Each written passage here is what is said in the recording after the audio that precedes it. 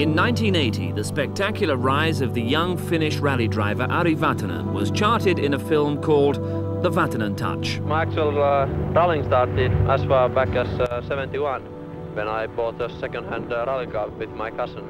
Markku Alén was already doing very well in those days. You know, I was admiring him, how well he was doing, and I thought that I'm just one of those Mr. Averages. But Ari Vatanen was far from being a Mr. Average. In 1980, he went on to win the British Rally Championship. But Vatanen, one of the best communicators in sport, still found time to philosophize about what he was doing and why. In today's world, in this busy business and in this busy life in nowadays, you know, we very easily we only think about this life from day-by-day basis and not any further.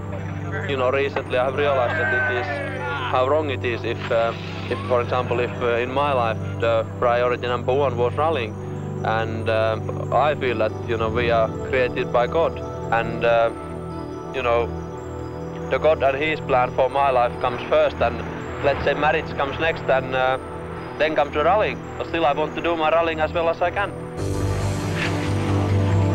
More than 10 years have passed since then, and Vatanen is still at the top of his sport.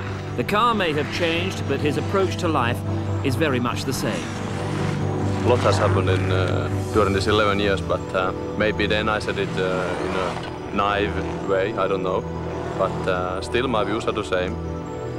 I don't think they have diluted, but over the years one becomes more matured, and for a Christian that always is that's the base of the life, and that reflects on every angle of the life. His life these days is a lot less hectic than it used to be, and he now takes time to indulge in another sport, albeit a less taxing one. It's very relaxing when you travel a lot and you have few days to kill between the end of the recce and start of the rally. It's an ideal way to get away from the hotel. But my friend Nick Faldo wouldn't be very proud of my swings, so maybe you should title this video How Not to Play Golf.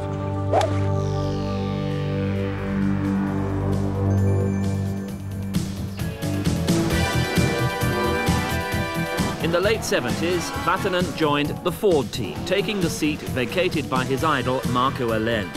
Vatanen's driving style in the Escort RS was unmistakable, whether in the snows of Sweden or the dust of Africa. It was a gloriously committed oversteering odyssey that raised the blood pressure of all who witnessed it. Over the years, he's adapted this style to a wide variety of cars and events. 20, minus left. And absolute right, 100, absolute left, 100, right.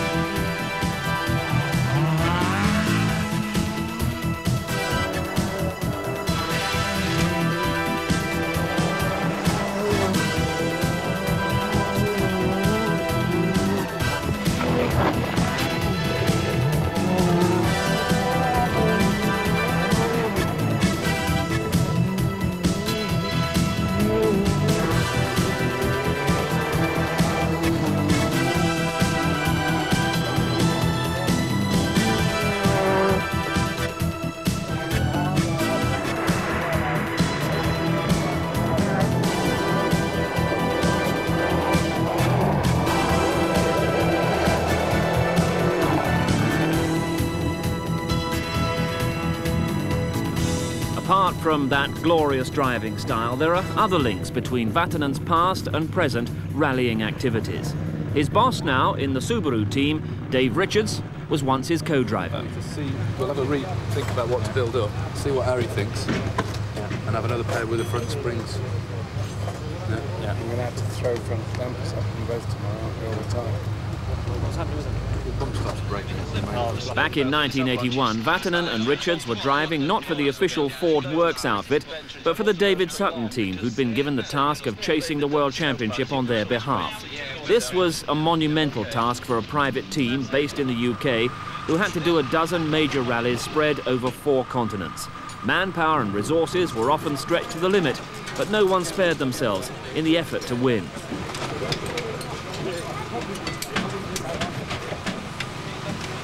It was a very small, tiny team, and in fact it's amazing that from such a small workshop in Sisik and such a small office they did all those arrangements which were required to do a World Championship around the world.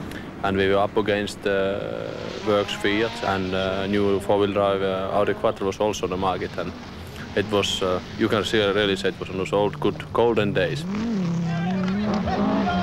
First event of 1981 was the Monte Carlo Rally, where Vatanen's main rival for the title emerged as Guy Freckelin in a Lotus engine Talbot Sunbeam. But this was also the beginning of an era of new supercars. The first on the scene was the Renault 5 Turbo, followed by the Audi Quattro with its turbocharged engine allied to four-wheel drive.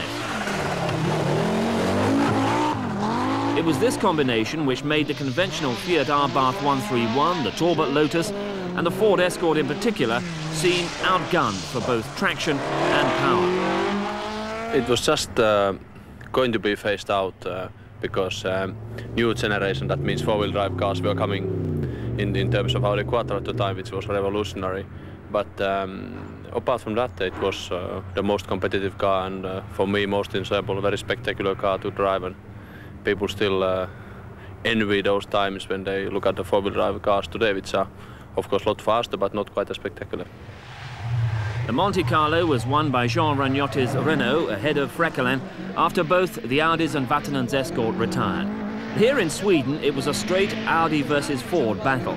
It was clear, however, that on the snow-covered roads four-wheel drive was uncatchable while it remained reliable.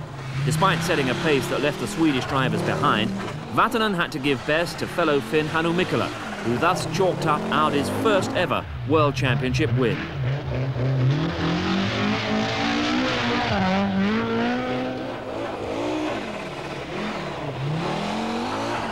On the third round in Portugal, the Audis again set the pace, and Mikkola recorded no fewer than 16 fastest special stage times before retiring. Vatanen then took over the lead, but was chased hard by Marco Alén in his Fiat Abarth 131. Driving under such pressure led the younger driver to make several errors. And one of them, slightly more severe than this overshoot, finally caused his retirement. Too often, it seemed, he threw away results thanks to such excursions. Yeah, I have had the tendency to do so. I admit that. Not settling for my place and trying too hard, not having long-term thinking, that is true. It's very easy to say that I wish I would have been a lot wiser in many of the events and not to throw them out of the window, but then again I accept it also. I am what I am, and I try to learn from my mistakes, I hope. The Sutton team didn't go to the Safari, where Freckelin retired, or to Corsica, where he was second overall. So with Freckelin leading the World Championship, the next critical round was the Acropolis Rally in Greece. Vatanen had won here the previous year, but repeat victories are not common on what is generally reckoned to be the hardest rally in Europe. The other teams were there in strength, particularly Audi, who fielded 3 cars for the first time. The two-wheel drive Escorts, Talbots and Fiat Abarths found it hard to get to grips with the technological superiority of the German turbo cars. However, Audi were not without their problems, as Hannu Mikkola's Quattro narrowly survived a service point fire in which team manager Walter Tresser was badly burned. On the stages, however, they were uncatchable. For the first time, a lady driver led a World Championship rally when Michèle Mouton, in her Audi Quattro, won the initial stage outside Athens. But Audi's good run ended when the scrutineers excluded them at the halfway halt for an illegal modification to their bodywork.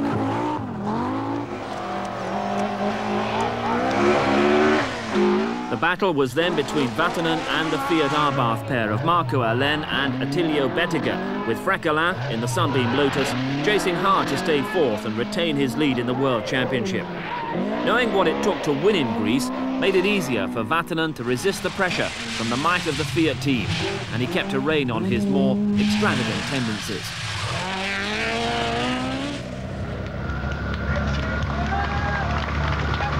At the finish, he was more than 5 minutes clear of his boyhood idol Marco Alén and drove into the Olympic Stadium in Athens, having narrowed Freckelin's championship lead to just 11 points.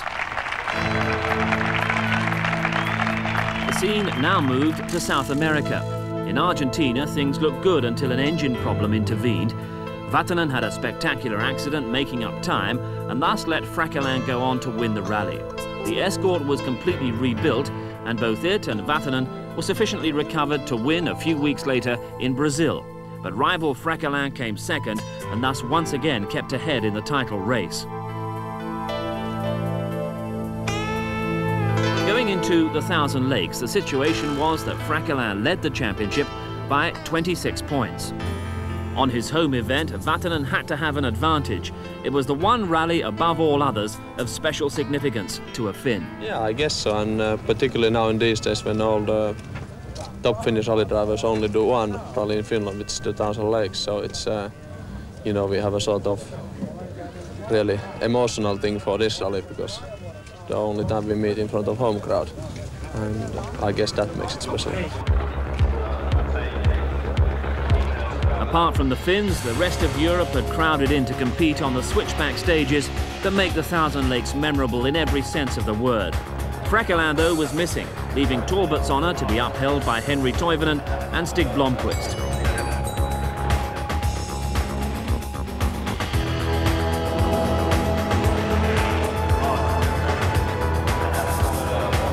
But Audi, Fiat and Toyota were there in strength, determined to have one of their drivers win this prestigious event on which so many contracts and budgets for the following year would depend.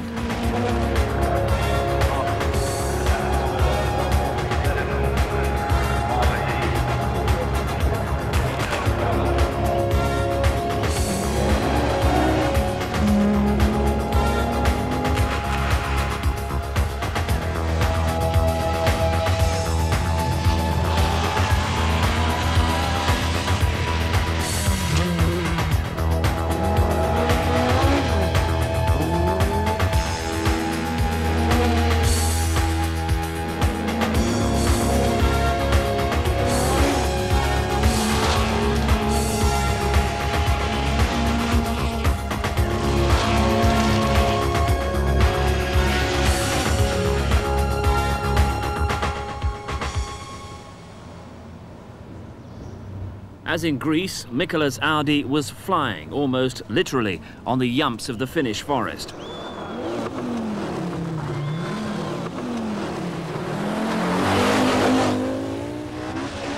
Behind Mikkola, Vatanen's battle was with Marco Elén, who was keen to make this his fourth victory in a row on the Thousand Lakes. Their battle for second place became a fight for the lead when an engine problem put Mikkola out of contention. On this occasion, it was Elén who succumbed to the pressure and gently rolled his Fiat to allow Vatanen to run free at the front. Nevertheless, team manager David Sutton needed to keep a close watch on the situation. What is the lead now, David? It's about 2 minutes now. Over Marco? Yeah. And is that increasing or...? We're swapping a few seconds, he's taking a few seconds, we're having a few seconds, but he's still making a fight of it, unfortunately.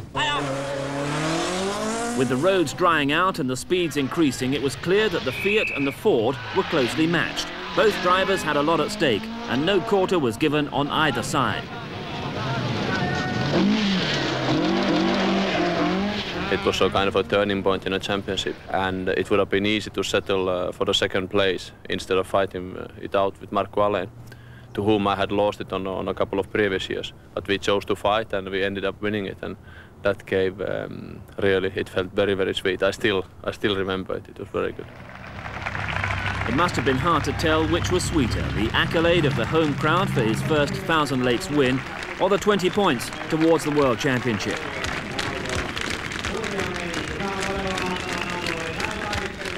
Every Finn wants to win his home event. Harry's tried 6 times, he's been second twice, and this is a milestone in his career.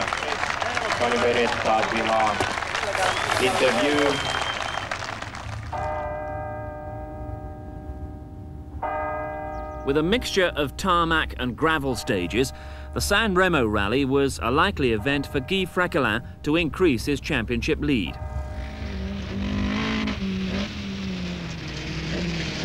Despite an early attack, however, engine failure was to eliminate him and give Vatanen a golden opportunity to forge ahead in the title race. Going into the last night, Vatanen was just 34 seconds behind the leader of the rally, who to everyone's surprise was Michel Mouton in her Audi. Forgetting momentarily about the World Championship, Vatanen charged into the Italian mountains and came off worst, suffering multiple punctures in an accident on a tarmac stage. He dropped to 7th, and that indiscretion cost him valuable points and a chance to take the lead in the World Rally Championship. With just 2 points separating Vatanen from the championship lead, the Rothmans Ford team simply had to go to the Ivory Coast Rally in West Africa. But it didn't prove to be plain sailing.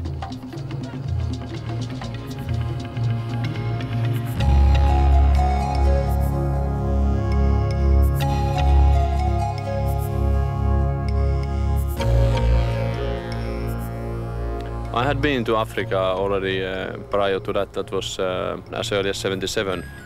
I had hardly come out of my home village in Finland and Ford sent me to do an East African safari.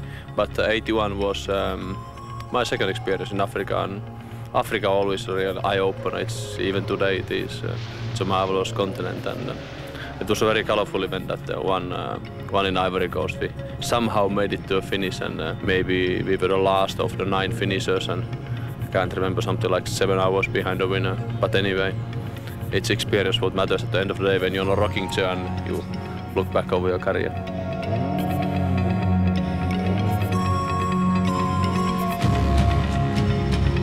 There was certainly plenty for Vatanen to recall about this particular rally. Apart from all the normal hazards of African conditions, such as dust 1 minute and mud the next, not to mention the proximity of the enthusiastic spectators, he discovered that African lorries don't stop trucking for the rally. He hit one towards the end of the first leg, and from then on his troubles just multiplied.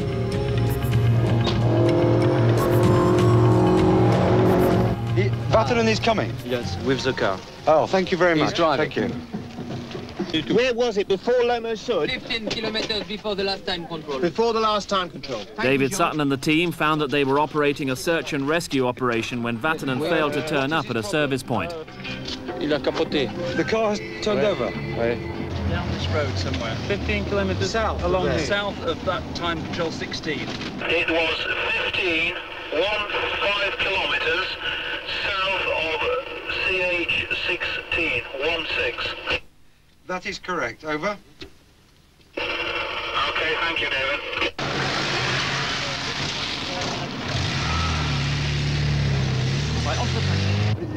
Excuse me, mister. Is the car still driving, or is it... Il vient, oui. Il vient avec la voiture. Having rolled the escort, Vatanen's task was reduced to that of getting to the finish and scoring some points at least. For this rally, Fréquelin had swapped his Talbot for a Peugeot and was set for a place in the top 5. With just 9 cars still running, it fell to Vatanen to keep his battered escort going and pick up the 2 points that would still give him a shot at the championship on the final round, the RAC Rally. The Ivory Coast had been a rally that he and the team had not planned on doing, and the strain of so many events crowded together occasionally showed.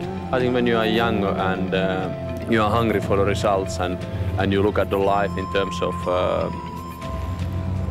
results and which place did you achieve and so forth. But then later on, when one matures, hopefully I see the things in a more with a broader respect now, and you see them as one more experience in your life on another thing you have seen and felt it in person. Whether the result was the 1st or 7th, at the end of the day it doesn't really matter. But you have seen something, and your life is that one bit richer.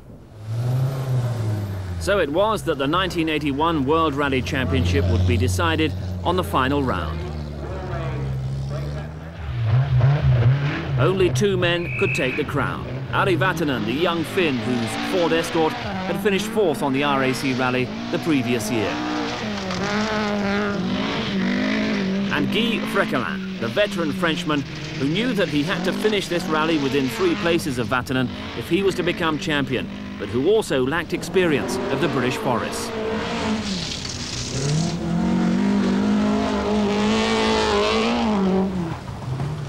The leader of the rally, practically from the start, was Mikkola in the Audi. After a season of development, the Quattro was unstoppable, and even an excursion on a stage in the Lake District didn't seriously jeopardise Mikkola's position.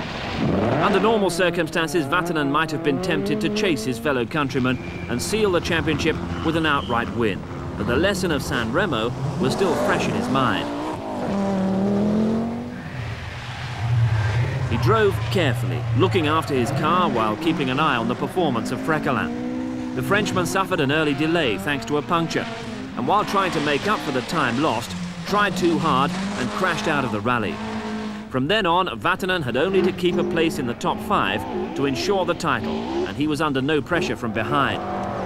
Second place was sufficient to make Ari Vatanen the youngest ever World Rally Champion. I don't think it changed my life, but it came somewhat prematurely, because only a year earlier I had won my first World Championship rally in Acropolis. But it felt very, very good, and suddenly in Finland at least it meant a lot of publicity for me, and I was somehow surprised by it all, because it had, the whole thing somehow sneaked into before I was even ready for it, but anyway, at least I got the title, and I think a rally driver would like to have one World Championship title under his belt, and I got it very early in my career. Yeah. Yes! Well done. Even me. If only getting a works drive for the new world champion had been as straightforward as that putt. Nearly all the major manufacturers were busy building new Group B cars, and Vatanen was left on the shelf for 1982. That is, in a way, typical for my career, that always after my big success there's a real setback. Some of them self-inflicted, some of them not. And simply 82, Rothmans didn't sponsor David Sutton anymore, and Ford wasn't ready with the 1700T car, and I somehow fell between two stools, and it just managed to scrape together a little program with MCD, and did rallies in UK. So it was that 1982 saw the world champion return to the British series, in which he'd honed his skills. He was driving the fastest Ford to date, the infamous MCD Black Escort, and joining him was a new co-driver, Terry Harriman. And that must have been, I suppose, the ultimate Escort. It was just before Escort as a competitive car had become a real obsolete. And it was a car we rallied in 82, and I don't think we ever really won anything, but we were very, very fast in that car. Sometimes too fast, as here on the opening stage of the Scottish Rally. It was just Escort at its best, and it gave me a lot of pleasure. I remember Scottish, for example, 82, and I didn't finish the rally, but every minute we were there, we really enjoyed every break and every sideways.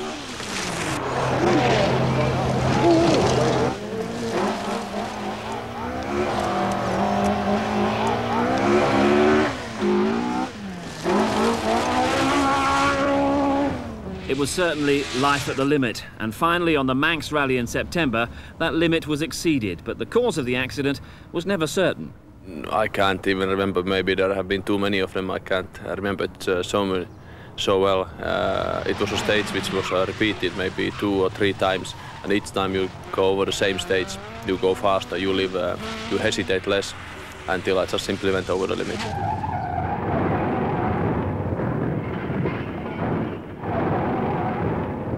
That was to be Vatanen's last role in a Ford Escort. In November of 1982, he got an invitation to join the Opel team alongside fellow Finn and rising star Henri Toivonen. I was obviously looking for drive throughout 82, and if I remember correctly, Walter Röhrl was in the team, and he went back to Lancia, and there was a place vacated, and I managed to get hold of it then. Asking him about his new car, the Opel Ascona, was an old friend, David Richards. It's 6 years since you were last in an Opel, Larry. How does this compare with the Escort that you're more used to? David, your memory is quite short. It's more than 6 years. It's nearly 8 years. Really? Yes. Well, I mean, it's quite a different story since I was in my own Opel. And okay, I was for 7 years with Ford in the meantime, and I find it quite strange in a way to be on another team. But of course Opel is a very good car, and the team has proved that they are capable of doing anything in the rallying world. So I have every reason to be very optimistic about this one. And how does the car differ from the Escort? It's a bigger car, bigger wheelbase, which makes it more stable. It's less nervous than Escort, but of course in a panic situation you cannot be such an artist as you could be in an Escort. In just 12 months, artistry had been replaced by technology in the World Rally Championship. Alongside the familiar four-wheel drive Audi Quattros, already veterans of the rally world, were the outlandish Lancia 037s, purpose-built, supercharged racers with which the Italians sought to displace the Germans. The Opel Ascona 400 seemed quite conventional by comparison, but it was not an easy car to take to the limit. The times seem to indicate that you quickly got used to the Opel. Has it been? No, I think I deserve a L plate on the back, really. So you've still got a lot more potential there, you think? Well, surely I can't put it to its. I can't take advantage of its potential yet, not completely. I mean, I can't throw it around like I did with Escort. So the gap between you and the cars in front, you still think there's possibility to catch Marko and even Mikkola? Well, at least Marko, if he has a sick engine, yes, but Hannu is very doubtful. Faint heart never won fair lady though, and Vatanen, with no championship to consider, was going for that victory. Hard on Mikkola's heels, he set fastest times in the first Welsh Forest. But then came Klokkainok. Well, we went off in Klokkainok Forest and damaged the radiator, and head gasket went immediately, and that's it. End of this rally. How long were you driving before the head gasket went? For 5 kilometers.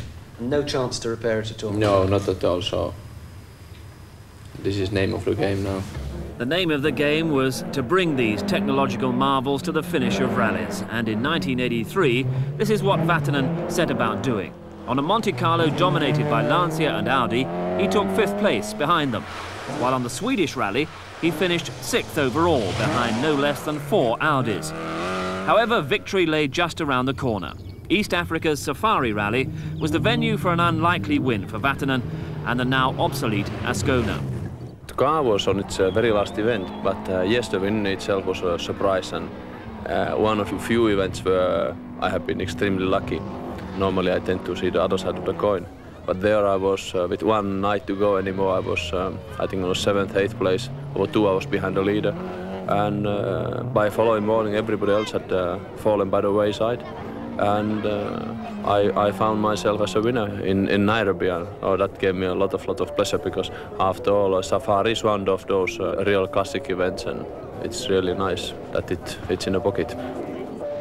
The replacement for the Ascona was the Manta, which was lighter and more aerodynamic, but Vatanen found it equally difficult to drive. Absolute left, 150, flat left, twisty 350. Flat left over brow, 100, flat right maybe, 70, flat left, 70, absolute right, 150, unseen, easy right, 50, easy left, 50 grid, 100, oh, dear God. Brow, 150, flat right maybe, stay in. I have never learned to drive a car, understeering car, and both Opels were slightly understeering cars, whereas old Escort and the Peugeot were cars which always follow the steering. They turn very well into a corner, and if anything they are oversteering, and that sort of car suits my driving style. I can turn into a corner and then step on an accelerator, and at least I'm sure that car will turn, whereas if the nose goes first, I mean, there's nothing you can do, you can just back off, you can't be positive. And Opel was one of those cars. It's just maybe due to my incompetence that I never learned to drive it properly. Certainly success seemed to elude Vatanen in the Opel Manta, even on events that he knew well. Opel was not competitive as a two-wheel drive car, and Audi was dominating rallying at the time. And then this revolutionary Peugeot concept came about, and And obviously it wasn't just my choice. I had to be chosen by the Peugeot also, and Jean Todt, of course, man who masterminded it all. I think he had a list of 4 drivers, Walter Röhl, Markku Alén, myself and Henri Toivonen, late Henri, of which he wanted to have one, and maybe I was the only one available. And anyway, we started a very, very successful, not just in terms of results, but in terms of human relationship also, and in terms of life. Really, we have seen real ups and downs in my Peugeot time. Vatanen had signed for Peugeot at the end of 1983 and debuted the new 205 T16 in Corsica, 1984. At the time, I didn't know French way of life or French way of working and concentrating, and all I heard was maybe somewhat British biased opinions about French, and so I didn't have let's say a good enough view right in the beginning, but very soon I find out that when they dedicate themselves, they are deadly serious, and they didn't cut corners at all. Vatanen found that with the new 4-wheel drive Peugeot, he didn't need to cut any corners to be able to show a clean pair of heels to the opposition. The Lancias and Audis that he had struggled to stay with in 1983 were now struggling to stay with him. The Peugeot was a delight to drive, with no trace of the understeer that had taxed his skills in the Opel. When Marco Alén in the Lancia set a fastest time, it was a matter of concern to the Peugeot team and to co-driver Terry Harriman. You put Marco's quick time down to the fact you may have had the wrong tyres on? Possibly, yes. Maybe Ari's not just so committed now, I hope. Have you calculated how much you can afford to lose slowly? Not really. I suppose something like 15 seconds a stage would still keep us in front easily. If it's not so committed now, you're going to try and gym up a bit on these next ones? I think we'll just wait and see. It's dicey on this sort of surface to take chances. But in the rain and fog of that Corsican debut, it proved hard to define what constituted a chance and what was safe. We were leading before very serious accident while in a very heavy train, and I just hit the puddle of water and went down the mountainside, and the car caught fire, and even my helmet came off my head during the accident, and only was found on the following day by the local boys. So when I went home and said hello to my children and to my wife, I mean, I realized how fragile life is once again. Despite such a close call on his first rally in the new car, Vatanen was back in the Peugeot for the Acropolis rally a month later. He knew that event better than Corsica, and with a car that enabled him to show his artistry, he led the Lancias and Audis until a stray stone wrecked his engine. But the car's potential on both tarmac and gravel was now proved. Already in Corsica, I felt that the car is very, very good, and I saw what the potential there is within the car and within the team.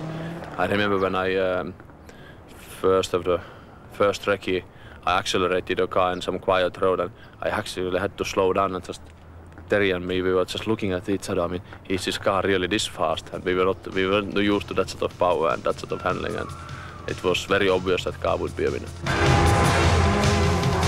It might have been obvious to the man who'd driven it, but the extent of Peugeot's success came as a big shock to many of the other teams.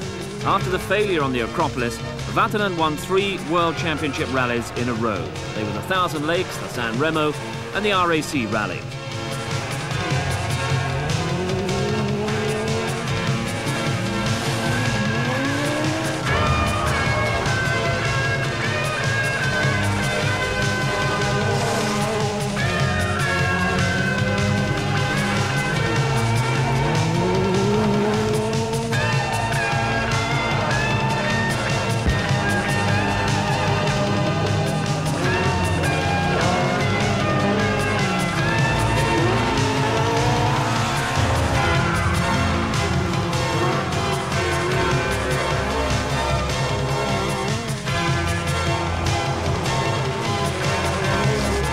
With this new Peugeot, Vatanen was in his element. All his experience now came to the fore, and he proved more than a match for the Audis, Lancias and Opels.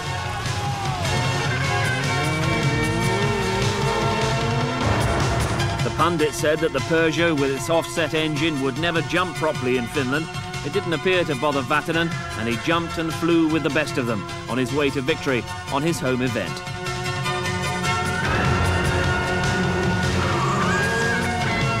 He loved the way that he could take this car to the limit and bring it back with ease.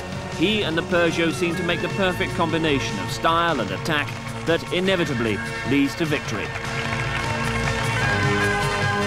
It might well have been champagne in the privacy of the car for Terry Harriman, but for the cameras it was milk, provided by Vatanen's personal sponsor in Finland.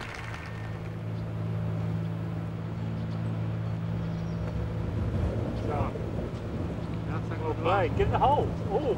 Not so bad for me. If 1984 had ended with milk and champagne, then it was reasonable to expect that 1985 would be overflowing with them. And that's what the record book shows. But behind the scenes, it wasn't quite such plain sailing for Vatanen. On the Monte Carlo, his battle was again with Audi and with Walter Röhrl, who was going for his 4th consecutive win on the event.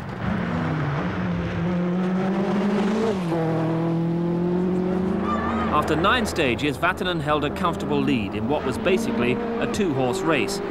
But then came a disaster. Terry Harriman made a rare mistake with his times. What do you mean rare? No, sorry Terry.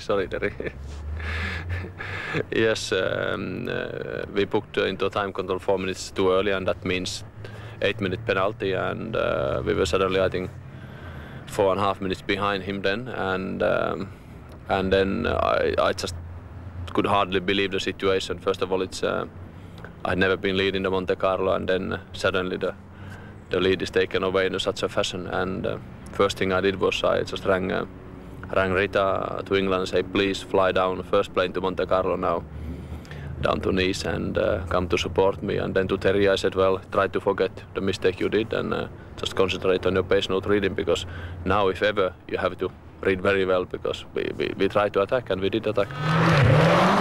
Some people might say that Terry paid dearly for his error, as Vatanen launched a savage attack on the Monte Carlo stages. For the spectators, provided that they stood well clear, it was electrifying stuff as the Peugeot clawed back the immense lead given to the Audi. It was down to a mere 2 minutes by the time the rally reached Monaco, and Walter Röhrl did not seem too surprised. Yesterday, it's quite easy that Ari is passing me, and I don't think it's something special. I tried to go as fast as possible, but I'm sure these 2 minutes are not enough. Are you resigned to the fact this new Peugeot then is just too fast for the Audi? No, I only know that Ari is too fast for me. Believing that didn't stop Walter from trying hard to keep Vatanen behind him on the last night of the Monte Carlo. But on one critical test with snow on the ascent to the Col, he chose the wrong tyres. Vatanen overtook him on the stage and went on to win the rally by an almost unbelievable 5 minutes. This meant that, incredibly, he'd been a total of 13 minutes faster than Röhrl over the whole rally, in an era when victories are normally decided by a few seconds. It was little wonder that there was such emotion in the Peugeot team at his amazing performance. Apparently Jean Todt and the chief engineer, when they heard it on the radio, they were crying because there had been so much pressure and it was so intense since that incident in Gap. But it was by far for me the most rewarding win in my career, and I will never, in a sporting sense, I will never be able to drive like I drove on that event, because maybe a few times in your lifetime you can somewhat exceed yourself, and there I exceeded myself. Sometimes you have that positive attitude, or you can manage to gather that mental power or strength what is needed to think, yes, I can do it, I can hit back. And sometimes you simply just can't find that internal inner strength to do it, and or you become very nervous because your task seems to be overwhelming and odds are against you. But there I remained very calm, and I didn't think about the outcome of the event. I just pushed as hard as I could on those circumstances, and was very relaxed and calm, and did a string of very good times. And I just wish I could be like that more often. He certainly didn't have to try that hard in Sweden, where he led from start to finish. He'd won 5 World Championship rallies on the trot, but now in Portugal, that run was to be broken. In fact, this was to be the first World Championship rally that he'd done with Peugeot that he did not lead.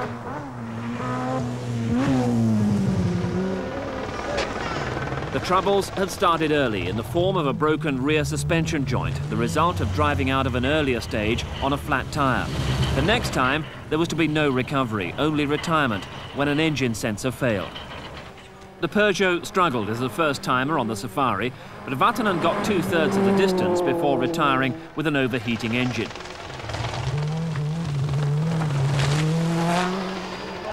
While in Corsica, driving the more powerful Evolution 2 version, he had an accident which both frightened and perplexed him. More worrying still was the death, later in the rally, of Attilio Bettiger at the wheel of a Lancia. Safety can always be improved.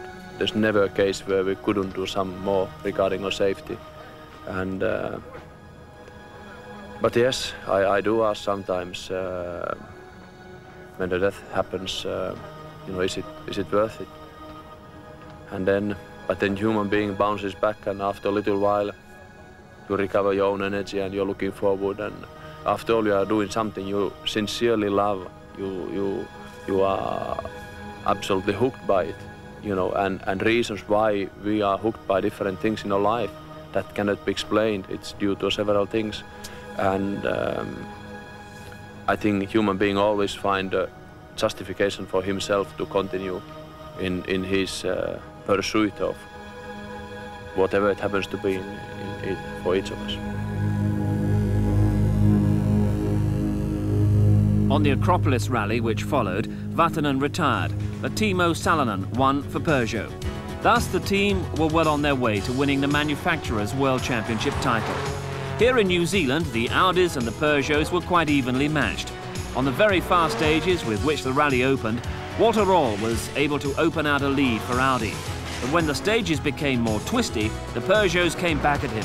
Salonen got into the lead during the second leg, while Vatanen found himself involved in another hard charge to try and pass Röhrl for second place.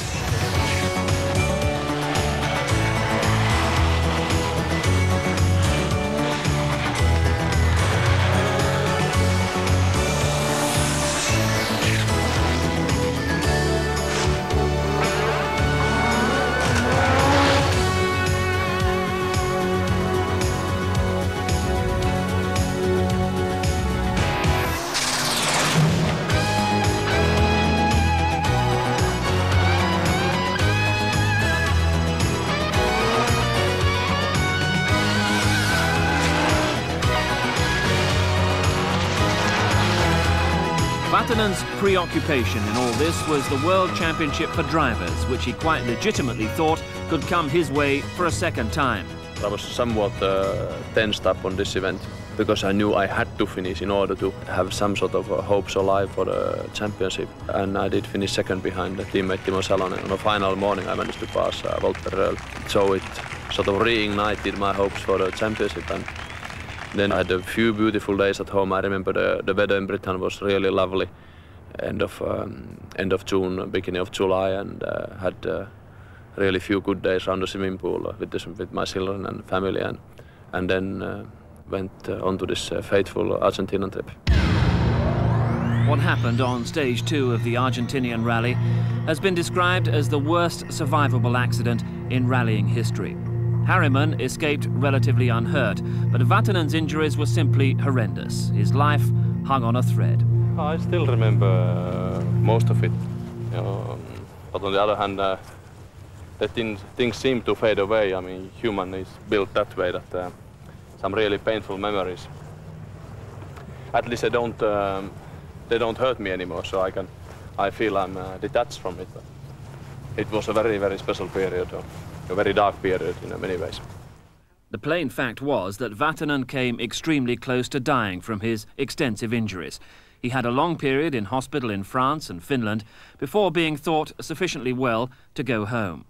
Well, after my discharge from a hospital, I fell into very steep, very steep or deep distress or depression, and I wasn't anymore rational at all. Let's say human's mind obviously can make a 180-degree turn and go completely the wrong way. So at that time the life was simply so difficult. I just saw black, something very murky in front of me. That's all. I thought I'm going to die. I thought my family is going to die. I wasn't sane. Initially I thought I'm going to have a cancer because of all the X-rays, because of the radiation. And then at that time they started to talk about AIDS also. But it's like it was just an indication of my depression, how severe it was. I mean, a couple of 100 years ago I would have been afraid of Black Death. But the life was just one simple nightmare for me, and I felt that the pain is tearing me into pieces. And it was very, very hard for my wife, of course, to try to keep the family together when there is a person like that lying in a corner for nearly 1 year. As soon as I was physically and mentally back on my feet and that the nightmare was finished, because it finished really like when you have a bad nightmare and somebody's about to stab you on your back, and on that moment you awake and you realize it was not true. That's how my depression finished, so appetite came back and life started flowing again. With such a terrible experience and a long period of recuperation behind him, Vatanen might have been forgiven if he'd thought of pursuing another occupation. While he'd spent a year grappling with his physical and mental problems, rallying had moved on to yet more advanced cars and greater speeds. The Lancia Delta S4 and the MG Metro 6R4 were but extensions of where the Peugeot 205 T16 had been heading. And that, in its latest evolution form, was formidable indeed. Even the likes of Timo Salonen and Marco Alén were finding that these monsters were a bit of a handful to drive.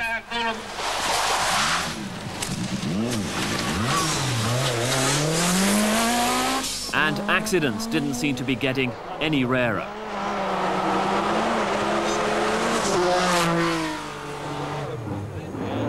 Eventually, in 1986, the deaths of rally drivers and spectators in separate incidents led to a ban on these Evolution rally cars. There was one arena open to them and to the technology that they developed: desert raids. These tough events, typified by the Paris-Dakar, featured a contest between four-wheel drive cars, motorbikes and lorries competing in primitive terrain for weeks on end. Peugeot took the 205 T16 and modified it to run in these desert events. The French television coverage was extensive, and for a company like Peugeot, the opportunity was tremendous.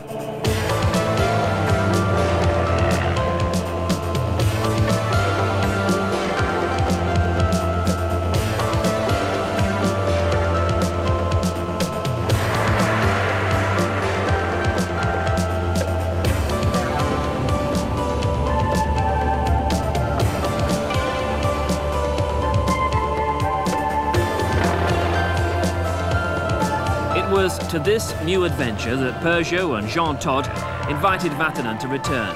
His first event was also theirs, the 1987 Paris-Dakar, and immediately a problem struck on the prologue stage just outside Paris. I thought, what do they think of me that, I have just survived a nearly fatal crash. Hasn't he learned anything? I mean, is he that stupid that, he destroys his car on the first 6 kilometers? And when I managed to crawl to the service point, I couldn't help it. I was in tears. And all I could say to Jean Todt was that, Jean, I just don't know what happened, but this time it's not my fault. And indeed, it wasn't Vatanen's fault. And confirmation of that was not long in coming. The culprit was a badly assembled suspension joint. When the engineer came then and showed them, look at Ari, it's incredible what happened. This bolt joint is not correct. It's a big relief to me. And then I felt, well, this rally might end very well, because my new story starts the first day of '87, and that's how it started. So from then onwards, I never lost the hope. But the result of this problem was that he was forced to start the main event behind many slower cars. Our position was something like 279, so I had 278 cars and trucks in front of me. So in Algeria, it was a continuous overtaking.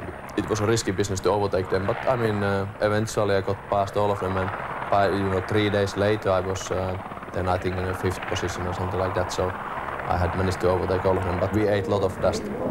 But dust was not the only hazard they faced. Navigation, or the lack of it, also played a part. It was new. I mean, getting lost in a rally, it was, apart from getting lost in the middle of Birmingham in a RAC rally, I mean, it's new to me. And when you are lost, you don't know for how long you are going to be lost. You think you can be lost for hours, and everybody is going to pass you. And usually afterwards, you always find out that, okay, it's the same place where everybody gets lost. Now teamed with French co-driver Bernard Giroir, Vatanen was embarking upon a journey of rediscovery about himself as much as this new business of desert raids. He found that tackling a wide range of problems soon caused his own to be left far behind. You cannot expect trouble-free run. I mean, you are going to get lost, you are going to get stuck, you are going to have punctures and so on, and the things, they accumulate. Once you have one problem, very soon you have another problem. So, but that makes it so good because it's in the morning, it's very exciting. Well, what will happen today? It's like reading an exciting Agatha Christie book, and every page something new, and end of the last page you find a murderer, and this time luckily it was me. The rediscovery was complete. With this win on the Paris-Dakar, Ari Vatanen was a whole man again. The winner was back. With newfound confidence, Vatanen accepted an offer from his old employers, the Ford Motor Company, to drive for them again. His first event was the Thousand Lakes, 1987. It's very sentimental to me in many ways. I mean, I haven't done this rally since '84, and a year later, '85, at this time we knew I will stay alive. Last year, that psychological nightmare finally finished when I came here, and now I'm in the rally. I mean, it couldn't be better from that point of view, that life is as it should be, isn't it? It was sheer coincidence that this Ford was painted black, but no coincidence that Terry Harriman was back inside it, reading the pace notes. The real question was, why pick a two-wheel drive Ford for this event? No, it's not really what I chose. I mean, Ford chose me, so it's good. But in any case, it was one of the few candidates, and I really think it was for me, for this rally, the best possible one. The others have got 2 times more driving wheels, but I can guarantee that they won't be 2 times faster than me. We will be at slight disadvantage, but there's no excuses. This is one rally, and in any case, it's a long one, and there will be many retirements, so we will see near the end how we do. We just try to finish, and that's the main thing. We are in a good mood. Does that mean you're not going to actually go flat out from the start then, do you mean? Well, as surprising as it may sound, it's not typical of me, but I try to be sensible. Vatanen was as good as his word. Despite the awful conditions during the early part of the rally, in which a two-wheel drive car was at a distinct disadvantage, he kept the Ford Sierra near the leaders. At the front, Marco Elen was racing away in the new Lancia Delta, but Juha Kankkunen, in second place, was soon to be sidelined with mechanical problems.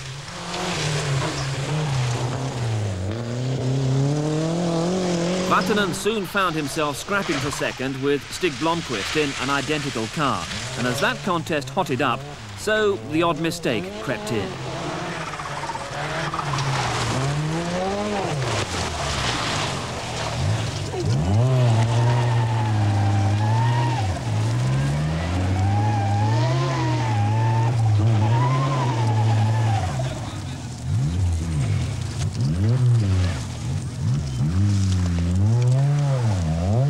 This and another incident involving a puncture put Vatanen behind Blomqvist as the weather improved. Are you going to stay in your third place now, or are you going to try and attack Stig, or what tomorrow? Oh, come on.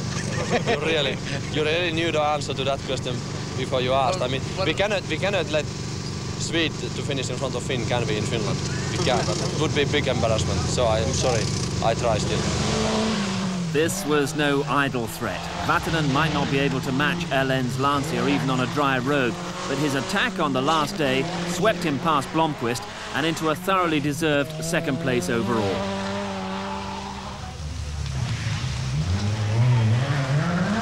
Vatanen now had 2 major areas of interest: the World Rally Championship and the new world of raids. For 1988, Peugeot launched their new raid machine, based on the 405, but using technology proven with the smaller 205.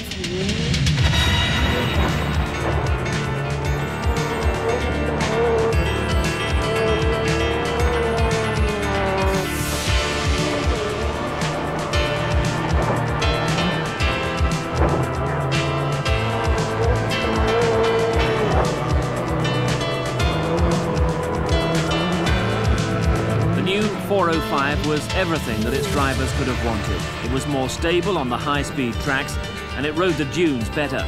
Vatanen led the Paris-Dakar from the word go, but the famous Ari Luck was never far away, and in Bamako he would lose victory under the strangest of circumstances.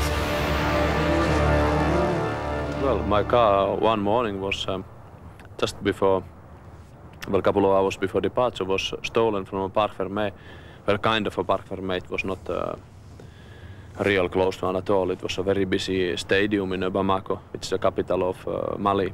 And several people saw my car being driven just before 6 o'clock in the morning, and they thought mechanics are going to try it out. And it has really remained a mystery what happened, who took it, and why. It was found then on a rapids dip a few hours later, and we made the start, but then eventually, just before Dakar, we were disqualified, having not taken our start on a due time. And I was still leading the rally by a couple of hours, but I think, okay, with the help of hindsight now, rather than having won that event, it was better that the car was stolen, because something more to tell my grandchildren instead of telling fifth win. I mean, that's not exciting. With solid victories in the Paris-Dakar and other major raids behind them, it was natural that Vatanen and Peugeot should both seek out new challenges.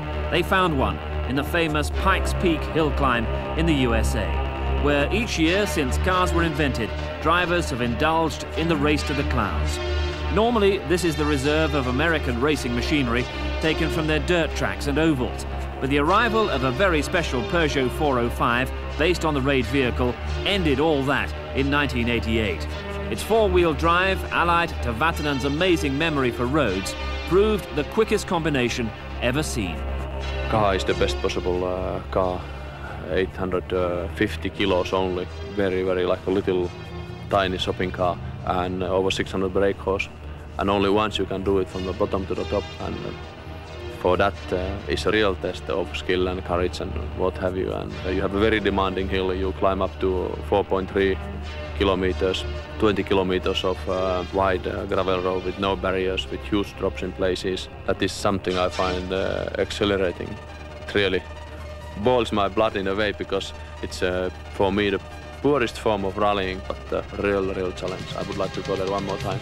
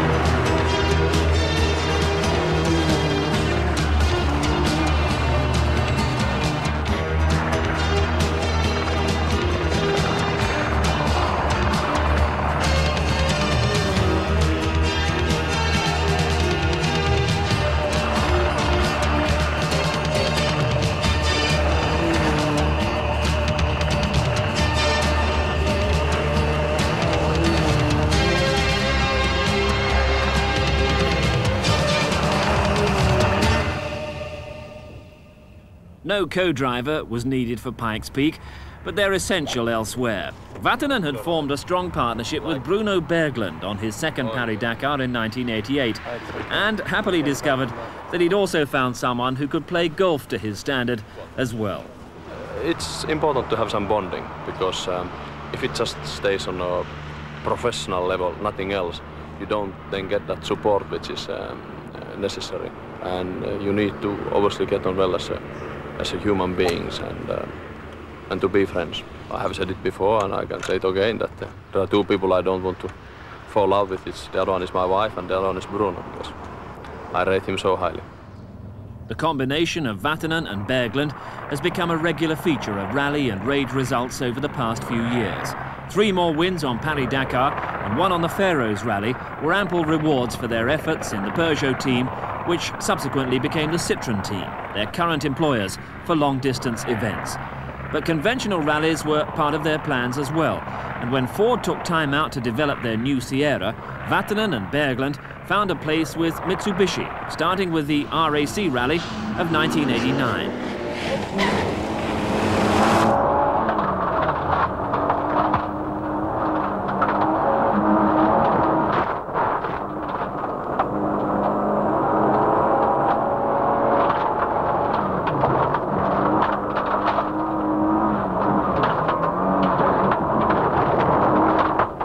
These new four-wheel drive Group A cars were very different from the overpowered, high-geared raid vehicles that they had been driving. Vatanen quickly acclimatized, so he found the inbuilt tendency of the Mitsubishi to understeer as annoying now as he had done with the Opel some years earlier.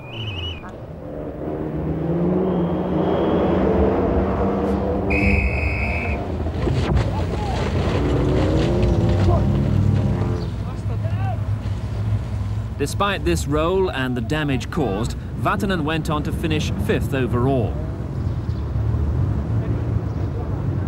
On the Thousand Lakes Rally of the following year, he gave Mitsubishi their best World Championship result to date, with a 2nd place overall, but was then summarily dropped from the team for 1991.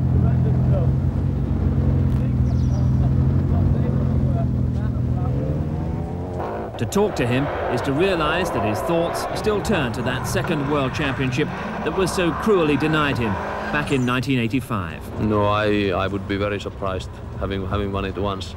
I can't just say that that's enough, but if I can do this sort of program as what I'm doing now, mainly World Championship now, because I really want to have a final go on this World Championship rounds, and maybe some odd rally raid every now and then, that would be perfect for me. And there is still, I hope, quite a few years left in my career, and in any case I have lived very rewarding life, very not necessarily at all easy life, but thanks to that, very rich life, and may it continue so.